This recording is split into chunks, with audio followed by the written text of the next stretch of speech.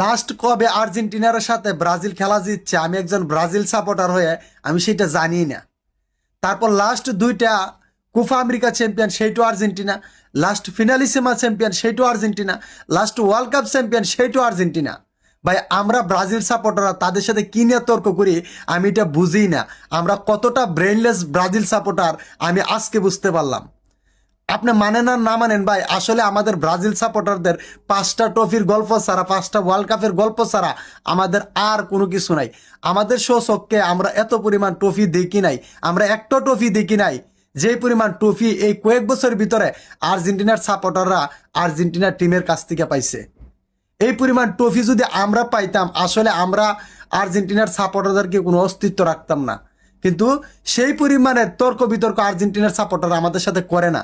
আমরা শুধু জাস্ট 5টা বিশ্বকাপ নিয়ে গল্প করতে পারি, কিন্তু তারা লাস্ট কোপা আমেরিকা 2টা জিতছে, ফিনালিসিমা জিতছে, বিশ্বকাপ জিতছে, তারপর ওয়ার্ল্ড র্যাঙ্কিংয়ে বর্তমানে তারা 1 নাম্বার, সব দিক দিয়ে তারা 1 নাম্বার। কিন্তু আমরা কতটা বুরুক্ষ, কতটা বুকাচুদা ব্রাজিল সাপোর্টার, আমরা আর্জেন্টিনার সাথে গিয়ে তর্ক বিতর্ক করি শ্রেষ্ঠত্বর লড়াই নিয়ে। ভাই আপনি মানতে হবে বর্তমানে রাইট নাও ওয়ার্ল্ডের ভিতরে যদি 1 নাম্বার কোনো টিম থাকে সেইটাই হচ্ছে মনে করেন আর্জেন্টিনা। আশা করি বুঝতে পারছেন। ধন্যবাদ।